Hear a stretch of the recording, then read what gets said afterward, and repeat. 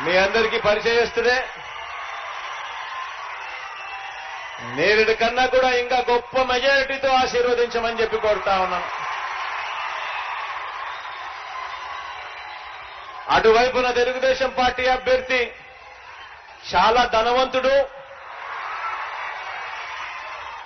చాలా డబ్బులున్నాయి.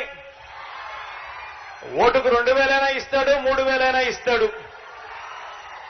బహుశా రామిరెడ్డి అన్న అంత ధనవంతుడు కాడు, బహుశా ఆ మాదిరిగా తాను ఇయలేకపోవచ్చు. కానీ ఒకటే ఒకటి గుర్తు పెట్టుకోండి, రామిరెడ్డి నన్ను గెలిపించిన తర్వాత జగనన్న ప్రభుత్వం వస్తుంది. ఆ జగనన్న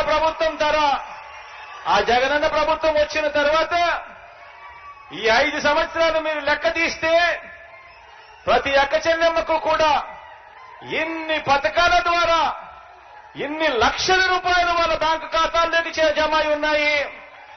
ఇవన్నీ జరిగేది కేవలం ఒక్క జగనన్న ముఖ్యమంత్రిగా ఉంటే మాత్రమే జరుగుతాయి అన్నది మాత్రం మనసులో పెట్టుకోండి.